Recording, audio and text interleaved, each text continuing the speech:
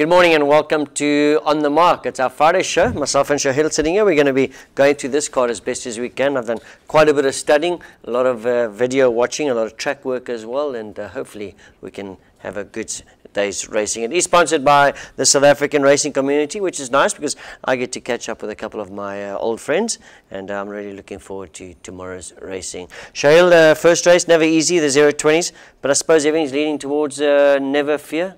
Looks like he's got the right form for this race. Yeah, that's right. The post came a bit too early for him last time. I believe one or two strides later he would probably have won that race. He can go one better this time. He drops to the 020. Nice track work on Tuesday morning. Tongman back in the irons. Hopefully he can start the day off with a winner. Got some good rides. Yeah, he has got some good rides. This was Never Fear. 7 runs now, 6 places, so he's normally quite consistent. He's only had the one poor effort that was, well, that was the 22nd of June. It wasn't such a great run, but like Shaheel says, he has dropped into 020. Well, he's tried a 020 when he ran a good third. From when he went to the front, and then last time in a 1650, different tactics, gave him a bit of a chance, really finishing the race off nicely. He looks like the right horse in this race. Number 9, Blazing Heart, he's got some good form in the 020. Remember, he did run second to Starsky in his penultimate start, and Starsky did come and absolutely thrash them in his next outing. I think he won by over 3 lengths. So that form line's pretty good with Blazing Heart. And then my third choice, a little bit of an outsider. I'm going to go number 1, Gold Medalist. If you remember last week, Chap Trap, he dropped down into this division for the first time. He was number 1 in the first race, drawn 1, exactly the same as Gold Medalist. Number 1, drawn 1. First time in this 020 as well. I think he's a lot better than the 020. So let's hope that he sort of gets his form back together. He could possibly place here. But Never Fear, Blazing Heart, Gold Medalist. Shaheel, talk us through your selections. Yeah, I've got the first two, Never Fear and Blazing Heart, like you mentioned, but it's an open race. There's other horses. Like, I really like the looks of number 3, actually. Tentative, he's a massive outsider, but he wasn't so bad in higher divisions. He goes down to the 020 for the first time too. 1650 should suit, but look at the runs. The third against Cyber Special, which is a much improved horse. Napoli again 4th, and then Paddington Stock, who's also running in higher divisions. So Tentative, if he will finish off well here. Spun Out was consistent before, and then the last 2 he didn't had any luck with the draws. Drawn better tomorrow with Emmanuel Nunes on board, and the emergency acceptor coming out. He'll be drawn free. Keep an eye on him. And Dose for the second week in a row. Unbalanced at the start last week, but finishing off really well. 1650 again will suit him. So really open race, but let's stick with number 4, Never Fear. Yeah, we're going to go. Well, I'm going to go Never Fear. Swapnil Rama looking for his first win back, and he could quite easily pull it off. Right, the second race, once again, Swapnil Rama. I honestly think this was going to take a power of beating number 2, Overdose. Some cracking form. He loves the 1850.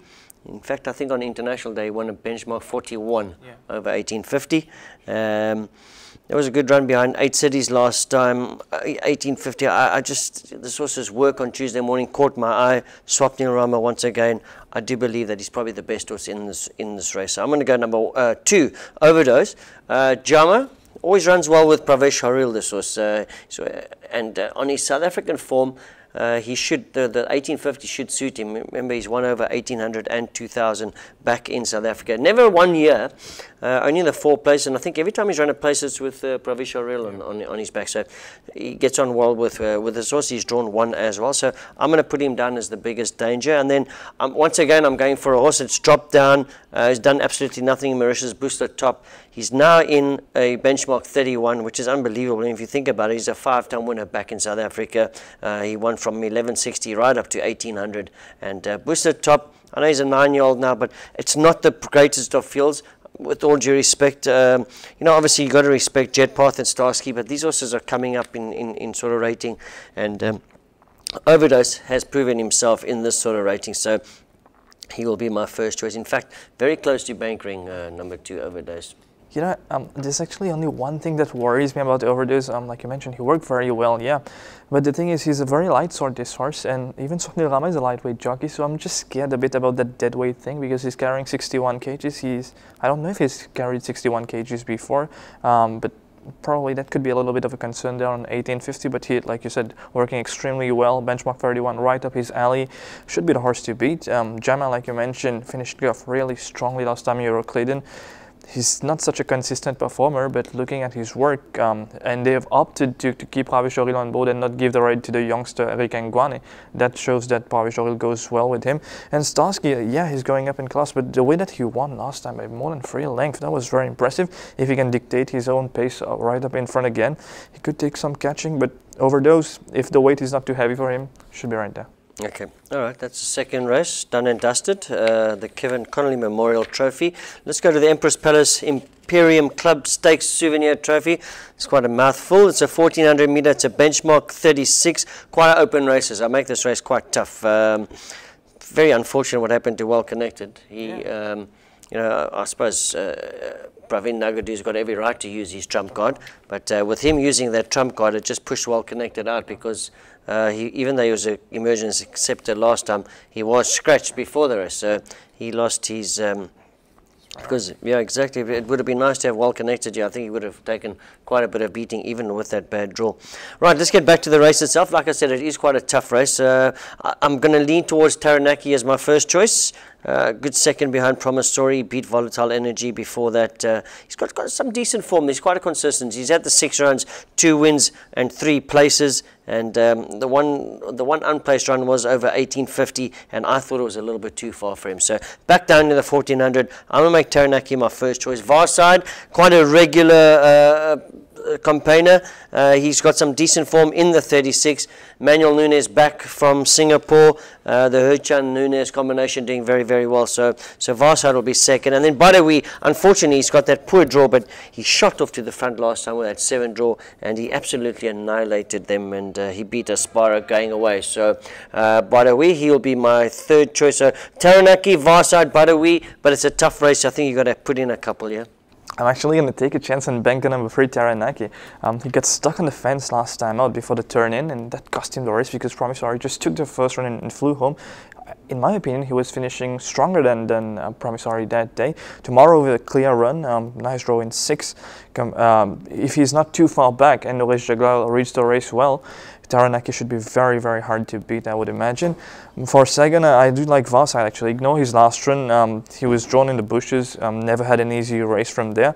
He's been given a little break of 2 months. He's looking much better and fresher in the mornings. Varside, you can't ignore that combination of Sham Herchan and Manuel Nunes. And then Sky High Flyer, he was in disgrace in the benchmark of 46. He drops to the 36 now. If he gets his form of last year, Sky High Flyer was a promising horse. I remember I tipped him on his debut when he won.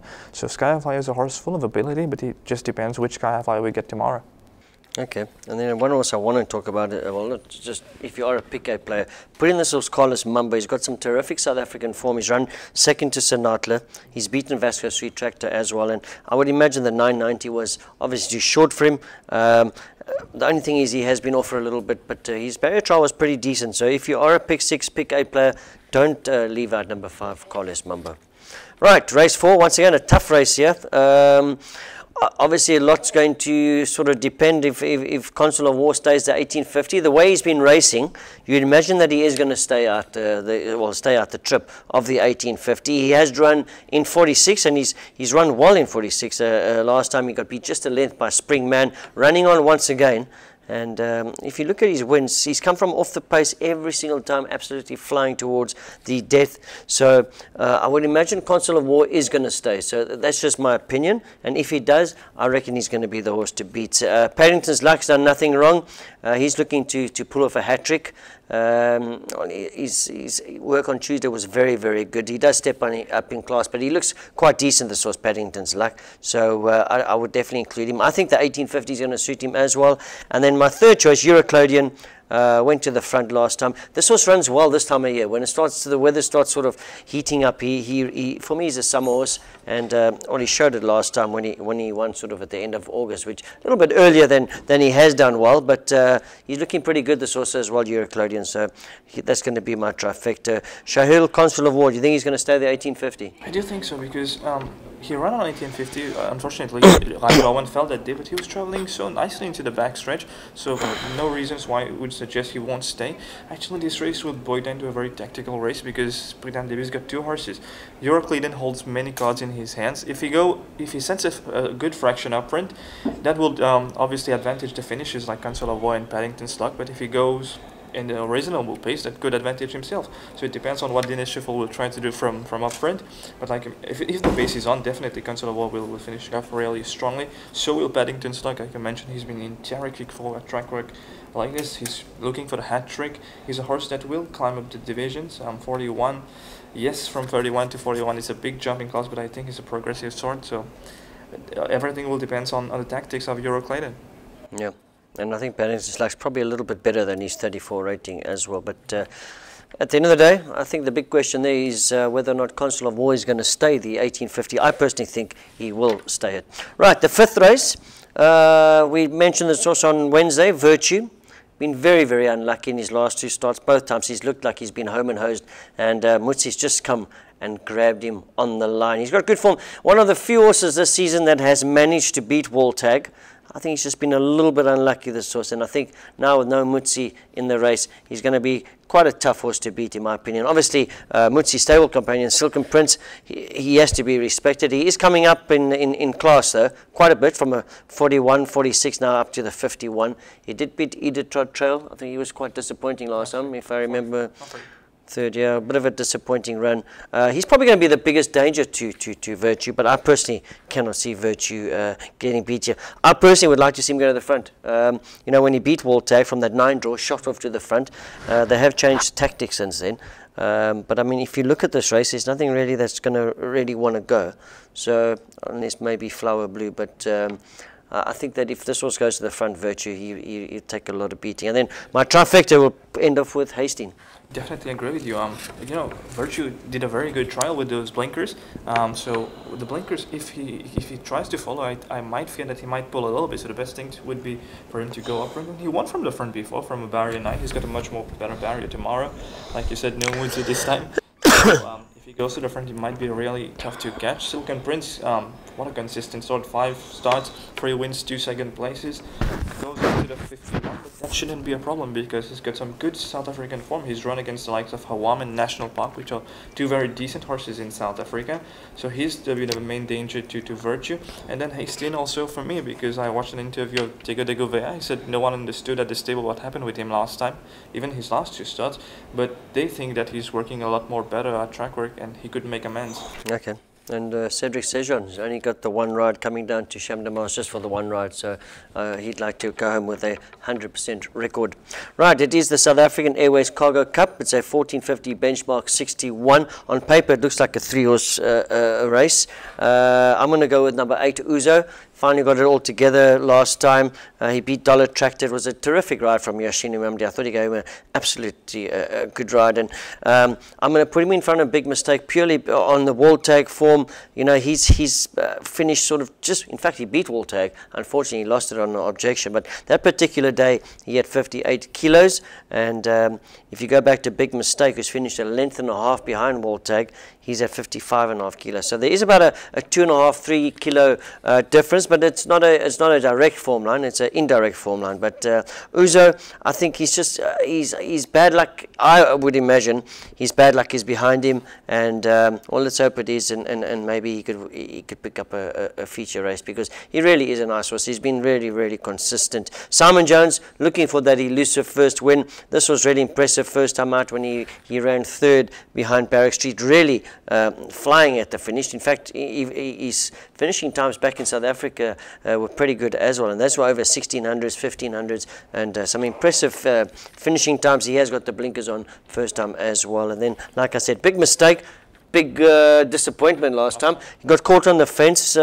Maybe that's you know, that's one excuse you can think of. He did get caught on the fence, but the second to Wall Tag before, it was a terrific run. But purely on weight, I'm going to have to put him behind Ouzo. So I'm going to go Ouzo, Halo, Big Mistake.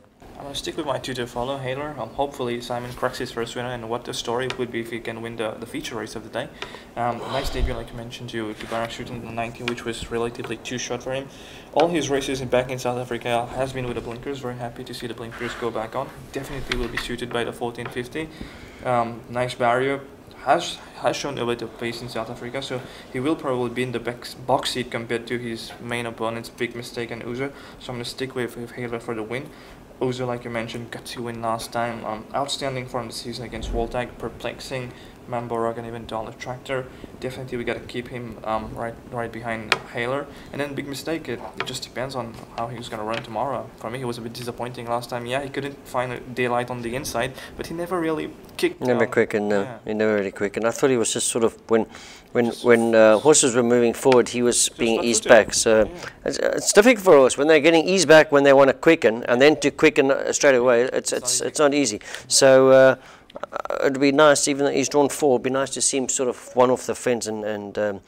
But like I said, I think we're all hoping that Halo wins it. Yeah. I'm just got a feeling about Ouzo once again, but I really hope that Halo does pull off the feature race tomorrow. Right, the 7th race is the Bloodstock South African Souvenir Trophy. It's a 1500 meter 0.26. Once again, these 26s. I think this is a banker number 1 all aboard, purely on the run to Captain Gone Wild. We saw what inauguration did. He ran second to Captain Gone Wild that day.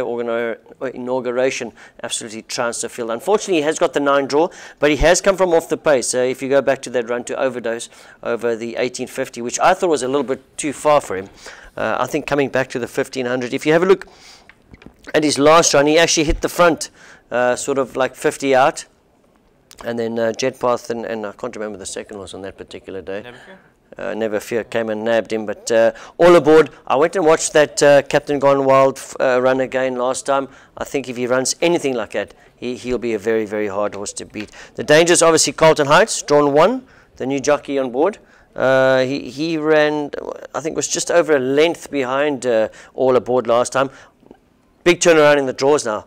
That horse was drawn 11. He's now drawn 1.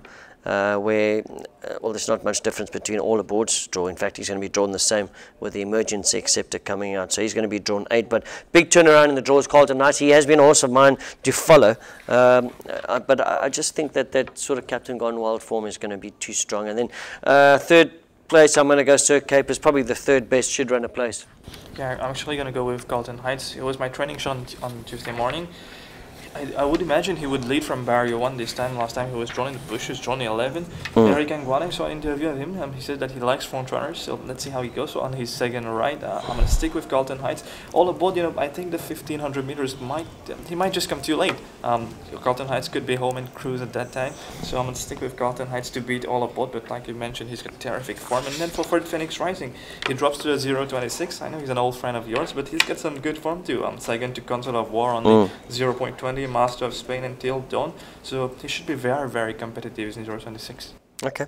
All right, there we go. That's the penultimate start. Let's talk about the 8th race, the Lucky Last, the Bonnie Air Travel Trophy. It's a 990 0.25. I really like the look of Raja Amdeen's runner here, Sarah's Secret. In my opinion, he needed the run last time. Once again, went and watched that movie last night. He jumped from that 10 draw. I thought Jenna went slightly too early. He hit the front. It looked like he was going to win it, and he sort of just got tired that last little bit. He's obviously got a much better draw this time. He's 2 kilograms better off with Cool Water, and I think that Sarah's Secret is going to take quite a tough he's going to be quite a tough horse to beat here, in my opinion. He is trading around 500, so he will be my value bet as well. No, Manolet, he jumped with the blinkers during the week. I can't help but think that this is going to be a little bit on the sharp side. Obviously, the blinkers will help him.